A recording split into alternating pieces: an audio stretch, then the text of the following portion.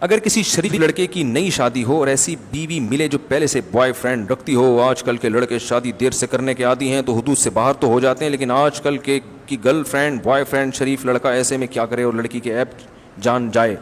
بھائی اب اس پہ پردہ ڈالے. آپ کو اپنی بیوی کا کوئی ایپ پتہ چل گیا جو شادی سے پہلے کا ہے, بیوی کو آپ کا ایپ پتہ چل گیا جو شادی سے پہلے کا ہے, تو اللہ نے قرآن میں کہا ہے ہن لباس لکم وانتم لباس لہن, تم دونوں ایک دوسرے کے کیا ہو؟ لباس. لباس کا کام آپ کے ایپ کو ظاہر کرنا ہوتا ہے یا چھپانا ہوتا ہے؟ لباس تو ساری پھوڑے پھنسیاں کھڈے سب کیا کر دیتا ہے, اوپر سے بڑے اچھے اچھے لگ رہے ہوتے ہیں آپ. تو الٹا کام ہو رہا ہے آج کل.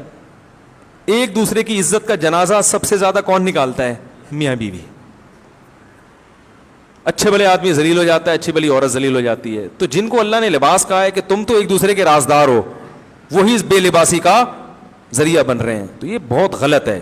بعض خواتین یہ کرتی ہیں, اللہ معاف فرمائے تو کہتے ہوئے بھی ڈر لگتا ہے, آج کل یہ نوجوانوں میں فحش فلمیں دیکھنے کا بہت رواج ہو گیا ہے, تو وہ بیویاں پکڑ لیتی ہیں یہ حرکتیں, ان کو پتہ چل جاتا ہے, تو پھر وہ سب کو بتا رہی ہوتی خاندان میں میرا میاں یہ کرتا ہے, میرا میاں یہ کرتا ہے. مجھے بھی فون کر کے بعض عورتیں بتاتی ہیں کیا کروں میں تو پریشان ہو گئی, میرا میاں ایسا گندا.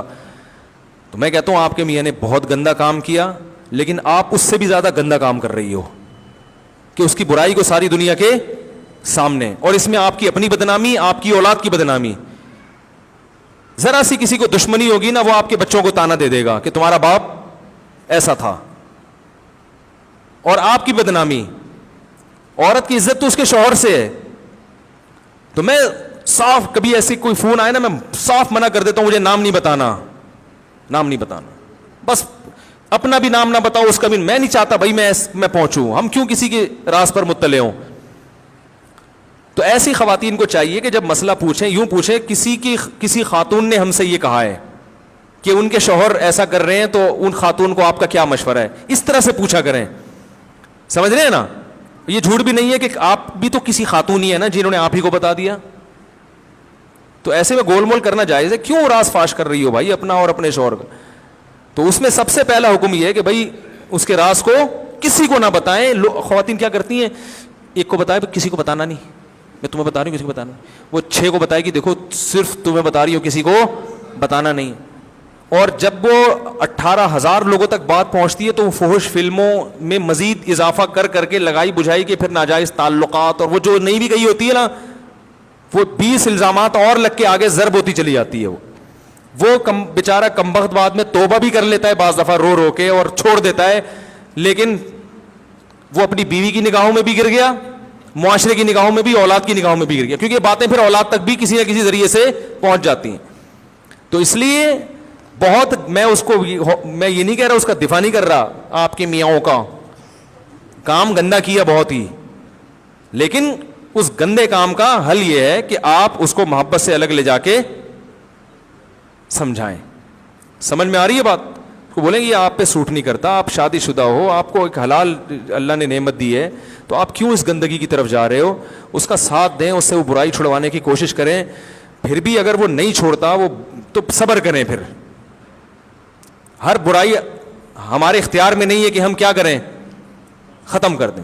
طلاق لے کے جائیں گی, پتہ نہیں کوئی پاک دامن ملے گا نہ ملے. مارکیٹ میں بندے شارٹ ہے, پاک دامن ہونا تو پھر الگ سے. بندے شارٹ چل رہے ہیں آج کل مارکیٹ میں, صحیح ہے نا؟ ایسا نہ ہو اگلے کے پاس جائیں, وہ دیکھنے میں بڑا اچھا لگ رہا ہو, پتہ چلا کہ یہ تو وہ کم از کم فلموں پہ گزارا کر رہے تھے, تو کم بات اسکائپ پہ لڑکیوں سے باتیں کر رہا ہے. وہ ایک غلام تھا, غلام, وہ اپنے مولا سے پریشان تھا, یہ ظلم کرتا ہے تو مجھے بیچ دے. اس نے کہا دیکھ آج کل زمانہ بڑا خراب ہے, اگلا ملے گا مجھ سے بھی بڑا ظالم. اس نے کہا نہیں تیرے سے بڑا ظالم نہیں ہو سکتا. یہ ہم نے نفت العرب میں واقعہ پڑھا تھا. تو اس نے بیچ دیا اس کو. اگلے کے پاس گیا, وہ اور چترول لگایا کرتا تھا اس کے. اس نے کہا یار پہلے والا تو پھر بھی اچھا تھا.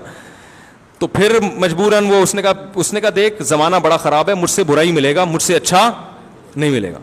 مجبوراً کہیں گے نہیں اتنا برا کون. تو بالآخر وہ لمبا قصہ ہے, ایسا آدمی ملا, وہ مطالعے کا شوقین تھا. مولا جو تھا نا مالک, وہ کیا کرتا تھا, اس کا سر مڈا کے اس اسٹینڈ کے طور پر نا اس کو بٹھاتا تھا, اور اس کے سر پہ لیمپ چراغ رکھ دیتا تھا, اور کہتا ہے ہلنا نہیں. چراغ تو ایسی چیز ہے نا, گرم تیل ہوتا ہے, ذرا سا ہلے وہ تو. اب یہ پوری رات ایسے, اور وہ محترم اس میں کیا کر رہے ہیں, مطالعہ کر رہے ہیں. صحیح ہے نا؟